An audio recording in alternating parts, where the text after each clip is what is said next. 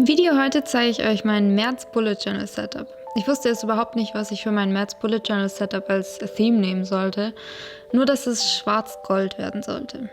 Dann habe ich ein paar Sachen als Skizzen ausprobiert, was ich übrigens fast immer mache, bevor ich mit dem Setup anfange, und habe mich dann für was eher Einfaches entschieden. Ich habe aber auch ehrlich gesagt die Coverseite ein zweites Mal gemacht, weil mir die erste überhaupt nicht gefallen hat. Letztendlich bin ich dann aber bei schmalen schwarzen Rahmenlinien, schwarzen Balken und goldener Schrift für Überschriften und feinen schwarzen Wellenlinien für den Hintergrund gelandet, und ich bin super happy damit, wie es geworden ist. Aber ich glaube, für mein April Bullet Journal Setup mache ich dann wieder was mit Doodles. In meine Monatsübersicht für mein März Bullet Journal Setup habe ich seit langer Zeit auch mal wieder einen Kalender eingebaut.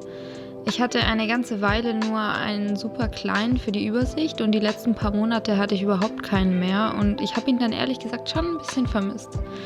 Den Kalender habe ich zusammen mit einer kleinen Box für meine Monatsziele auf die linke Seite gemacht, und auf die rechte habe ich wie üblich eine Master-To-Do-Liste gemacht und dazu noch eine kleine Box für wichtige Termine. Ich habe die beiden Seiten anders als die Coverseite jeweils einzeln mit einem Rahmen abgegrenzt, und mir gefällt das so auch echt gut.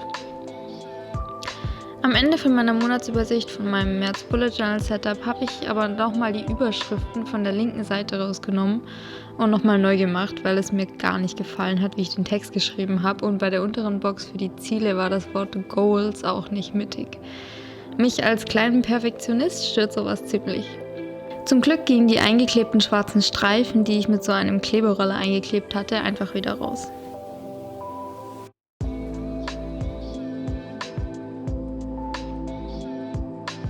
Wie immer habe ich auch in meinem März Bullet Journal Setup wieder einen Habit Tracker integriert. Wenn ihr meine letzten Bullet Journal Setups gesehen habt, wisst ihr, dass ich die letzten Monate nur 4 Habits getrackt habe, aber jetzt für mein März Bullet Journal Setup habe ich mich dafür entschieden, 8 Habits zu tracken.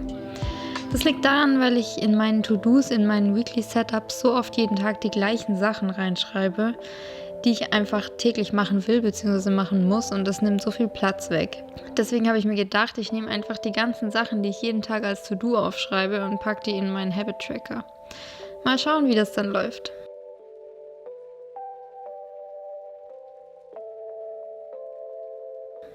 Den Mood Tracker für mein März Bullet Journal Setup habe ich so ähnlich schon mal gemacht. Hier habe ich einfach ein Kästchen für jeden Tag, das ich dann je nach Laune mit einem bestimmten Muster fülle.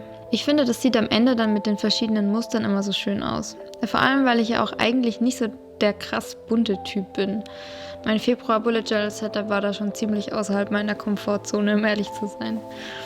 Was ich auch immer nicht ganz so cool finde, ist, dass wenn ich einen Mood Tracker mit Farben ausfüllen muss, dann liegen mindestens 3 farbige Stifte einen Monat lang auf meinem Tisch rum, weil ich keine Lust habe, jeden Tag aufs Neue den einen Stift rauszusuchen, den ich brauche. Und mich nervt es, wenn die Stifte dann auf dem Tisch liegen. Ein Fineliner für Muster ist da nicht so schlimm, weil ich den meistens auch für andere Sachen fast täglich brauche. Füllt ihr euren Mood Tracker lieber mit Farben oder mit Mustern aus? Oder ganz anders? Ich habe auch wie die letzten Monate wieder einen Social Media Tracker in mein März Bullet Journal Setup gemacht, auch wenn ich das vielleicht langsam auch aufgeben könnte, weil sich irgendwie gar nichts tut. Ich komme mir langsam vor wie eine kaputte Schallplatte, weil ich mich die letzten Monate deswegen auch nur wiederhole. Aber es ist halt leider echt ein bisschen frustrierend, weil das Ganze sehr viel Zeit kostet, die ich anderweitig auch nutzen könnte, um beispielsweise Geld zu verdienen. Also es könnte auch gut sein, dass ich bald nicht mehr so viel Zeit haben werde, Videos zu machen. Das Ganze ging so lange gut, weil ich ja noch Studentin bin, aber ich gebe ja bald meine Bachelorarbeit ab und bin dann fertig und sollte erst mal arbeiten gehen. Aber erst mal abwarten, was passiert. Solange ich die Zeit habe, werde ich natürlich weiter Videos für euch machen. Meinen Fitness-Tracker, den ich die letzten Monate gemacht hatte, habe ich jetzt in meinem März Bullet Journal Setup erstmal wieder rausgelassen, weil der Sport, den ich mache, eigentlich jede Woche das gleiche ist und es irgendwie wenig Sinn macht, das dann immer aufzuschreiben.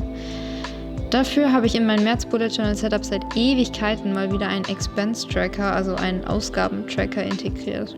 Hauptsächlich, weil ich ja wie gesagt mir bald mal einen Job suchen sollte und deswegen auch ein bisschen meine Ausgaben im Blick behalten will. Ich habe da eigentlich immer gerne einen Überblick, damit ich mich auch mal bei der ein oder anderen Ausgabe ein bisschen zurückhalten kann. Trackt ihr eure Ausgaben? Wenn ja, funktioniert das gut für euch oder findet ihr das teilweise auch ein bisschen anstrengend? Das letzte, was ich in meinem März Bullet Journal Setup integriert habe, ist ein Content Planer. Ich denke, das ist ganz praktisch, um auch zeitlich ein bisschen effizienter zu arbeiten. Ich bin gerade dabei, ein paar andere Sachen noch nebenher aufzubauen, um hoffentlich irgendwann auch davon leben zu können. Da kann ein bisschen Struktur definitiv nicht schaden. Da ich ja aber trotzdem auch nebenher auf der Suche nach einem Angestelltenjob bin, würde mich mal interessieren, was ihr so arbeitet.